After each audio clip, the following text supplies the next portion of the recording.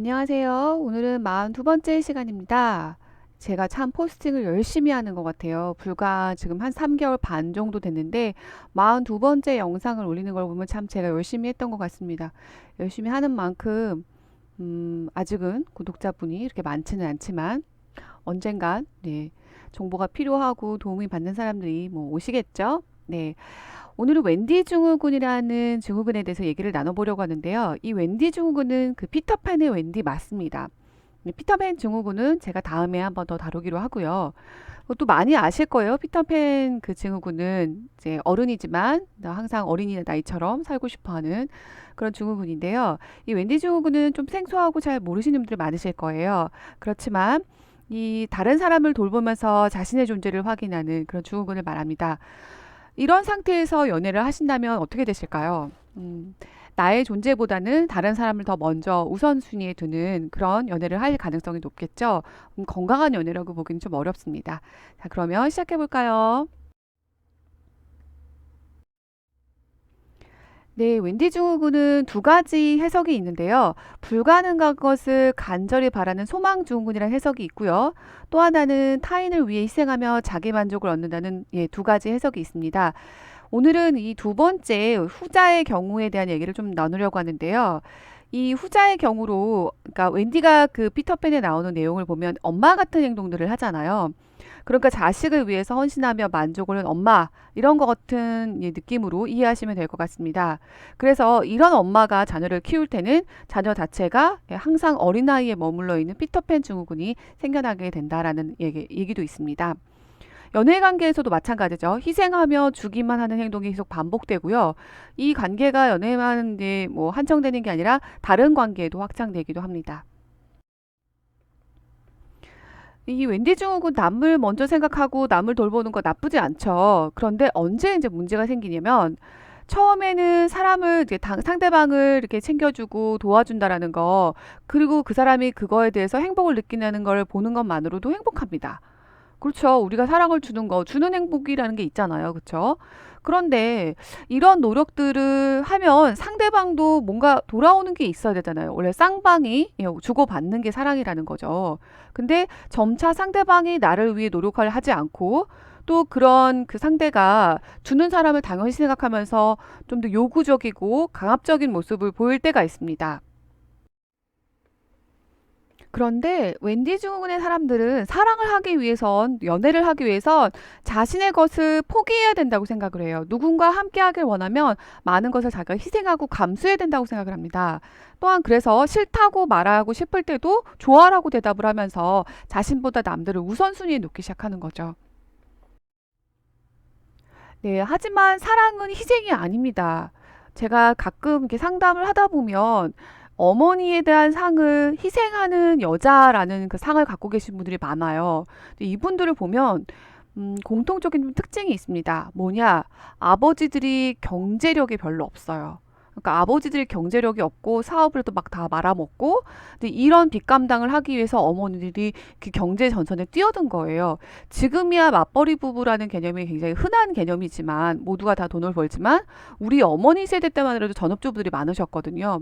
근데 그분들이 굉장히 이제 경제력을 이제 무능한 아버지를 위해서 대신 돈을 버는 거예요. 그럼 자녀들이 봤을 때 내 어머니의 상은 희생하는 상.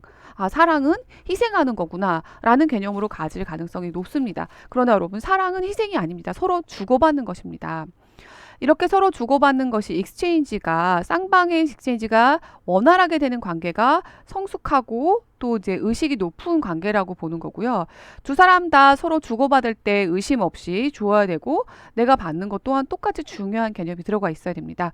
사랑은 힘, 흥미, 요구를 조정하는 팀을 구성하는 거예요. 그래서 제가 부부 상담을 할 때 절충과 타협안을 잘 찾는 부부가 행복하게 산다고 말씀을 드리곤 합니다.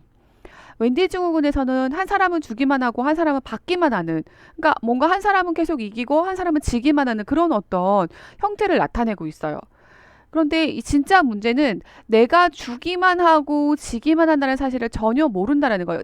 의뢰 당연히 그래야 한다고 생각하고 사랑은 그런 거야 라고 생각을 하게 됩니다.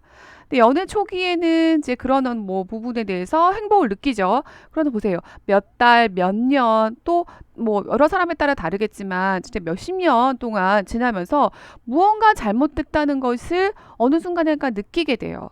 그래서 결국은 나는 이용되었고 소중히 여겨지지 못했다는 것을 알게 됩니다. 일본에 황혼 이혼이라고 되게 많죠. 거의 이제 남편이 은퇴할 시기가 됐을 때 그때 이제 남편이 퇴직금을 왕창 받은 시기에 이제 황혼으로 이혼하고 재산 분할하고 이제 헤어진다라는 거예요. 그만큼 남편에게 희생하고 맞춰주고 헌신하고 했다 그렇게 살다가 어느 순간인가 그게 잘못됐다는 것을 인식하게 된다라는 거죠. 이런 웬디 증후군에서 벗어나려면 보살펴주는 것, 보호해주는 것을 스스로가 자제해야 됩니다. 상대방도 똑같이 나를 보살펴줘야 되고요. 나에게 무언가를 좋아해야 되고 그런 관계에 있을 때 나를 위해서 희생을 할 수 있어야 됩니다. 그러기 전에는 내가 뭔가 돕고 싶고 보살펴주는 마음이 생겨도 그걸 자제할 줄 아셔야 돼요. 네, 웬디 증후군을 겪는 사람이 제일 무서워하는 거는 다른 사람과의 관계가 단절되는 거, 상대방으로부터 버림받는 거, 상대방이 나에게 멀어지는 것을 되게 두려워합니다. 이걸 막기 위해서 하려고 하는 방법들이 바로 이 웬디 증후군에 대한 증상입니다. 네, 다른 사람을 무조건 돕고 배려하고 보살피고 하면서 이제 자기 존재감을 느끼는 거죠. 뭐든지 다 누군가하고 함께 통해서 해결을 하려고 하기 때문에 스스로 행복해지는 법을 보고 혼자 있으면 세상 끝난다고 생각을 해요. 그런데 제가 상담하면서 이렇게 물어봐요. 아, 당신을 호구로 알고 이용해 먹으려고 하고 당신을 존중해 주지도 않고 계속 당신한테 무언가 요구만 하는 사람인데 이 사람하고 관계가 끝난다 하고 한들 당신한테 무슨 일이 일어나겠냐? 라고 질문해요. 이런 관계를 계속 유지하고 싶으냐? 당신을 존중하지도 않는 사람하고 함께 하고 싶으냐라고 물어보면 도리도리해요. 그럼에도 불구하고 누군가하고 관계가 멀어지는 거, 버림받는 거, 이거 자체가 버림받는다고 생각을 하는 거죠. 그 자체가 두렵기 때문에 계속 이 관계를 지속해 나가는 겁니다. 그래서 이걸 벗어나려면 어떻게 되느냐?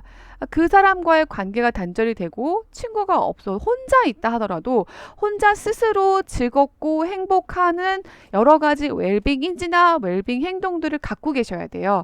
제가 스트레스 강의를 할 때 웰빙 인지나 웰빙 행동들을 얘기를 하는데요. 본인이 힘들거나 외롭거나 부정적인 감정이 생길 때 자기 스스로에게 해줄 수 있는 메시지들이 있으셔야 돼요. 그게 바로 웰빙 인지입니다. 저 같은 경우는 뭐 괜찮아 괜찮아 그다음에 뭐 이 또한 지나가리라 또는 뭐 너는 뭐 지금까지 잘해왔으니까 또 네가 이걸 해결할 수 있는 방법을 찾을 거야 등등의 이런 말들을 저 자신한테 해줘요. 그렇게 되면 조금은 스트레스 경감이 되겠죠. 그 웰빙 행동은 내가 스트레스를 받을 때 어떤 행동들을 해주면 내가 마음이 좀 풀리더라라고 하는 그런 스트레스 해결을 위한 나에게 좋은 행동들이 있습니다. 저는 따뜻한 물로 샤워를 해주면 마음이 좀 쭉 가라앉는 것 같더라고요. 그래서 따뜻한 물에 샤워하는 거, 그리고 저 자신한테 편지 쓰는 걸 저 종종 하거든요.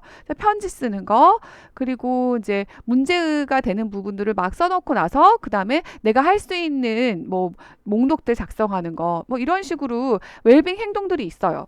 자기만을 위해서 해결을 뭐 할 수 있는 즐거운 행동들, 기쁜 행동들 그런 것들이 있습니다. 저 가끔 혼자 노래방 가서 노래도 부르거든요. 그런 것도 하면 기분이 좀 풀어지고 마음이 좀 풀어지고 그럽니다. 혼자 있어도 세상이 끝나지 않아요. 내가 혼자 있어서 행복할 수 있어야 다른 사람과 함께 있을 때도 즐거울 수 있는 건강한 상태가 됩니다. 네, 웬디 증후군의 사람들은요, 내가 이 사람을 더 많이 신경 써주고 그러면 그 사람 날 더 사랑해줄 거야 라고 생각을 하거나 내가 이걸 포기하고 희생하면 내가 그 사람을 얼마나 사랑하는지 그 사람이 깨닫게 될 거야 라고 생각을 합니다. 제가 다음에 사랑의 5가지 언어라는 그 내용으로 포스팅을 할 건데요. 사람들마다 사랑의 언어가 달라요. 그래서 내가 어떤 행동을 주거나 어떤 걸 주더라도 이 사람이 원하는 행동과 언어가 아니면 그 상대방이 그거를 모를 수가 있어요. 그런 언어에 다른 점이 있기 때문에 내가 이런 걸 한다 하더라도 그 사람이 더 사랑해줄까? 그렇지 않습니다. 이런 생각에서 벗어나셔야 됩니다. 네, 희망과 욕망, 그리고 에너지를 다른 사람에게 투영하지 말자. 이건 내가 누군가한테 사랑받고 싶은 마음이 있고, 또 내 어떤 욕구가 있을 때 그 상대방으로 하여금 받고 싶다, 뭐 하고 싶다, 내가 이렇게 해야만 상대방이 나를 사랑해 주겠지라는 건 내 욕심이고 내 요구가 다른 사람에게 투영되는 겁니다. 상대방도 그러고 싶은 마음이 있고 또 그러한 어떤 욕구가 있을 때 나한테 그런 행동들을 하는 거죠. 그래서 내 욕심이나 내 욕구가 다른 사람으로 하여금 그런 행동들을 할 수 있게끔 하는 그런 투영을 하지 말자라는 거죠. 상대방의 의견과 상대방의 생각, 상대방의 감정을 존중하라는 거죠. 그런 의미였었고요. 상대방이 내 사랑을 받을 만한 가치가 있고 상대방이 날 존중할 때 그럴 때 희생과 배려를 하는 것이 필요합니다. 사랑을 할 때요. 자기 존엄성을 갖고 사랑을 해야 되고요. 누군가한테 호구가 되거나 누군가한테 항상 희생의 양이 되지 않기를 바랍니다. 네, 오늘은 웬디 증후군에 대해서 얘기를 나눠봤는데요. 혹시 궁금한 사항 있으시면 댓글로 문의 남겨주시고요. 다음 시간에 피터팬 증후군 그리고 사랑의 5가지 언어에 대해서 또 포스팅을 올리도록 하겠습니다. 그러면 기다려주시고요. 여러분 다음 강의 때 찾아뵙겠습니다. 날 추운데 건강하시고 행복하세요.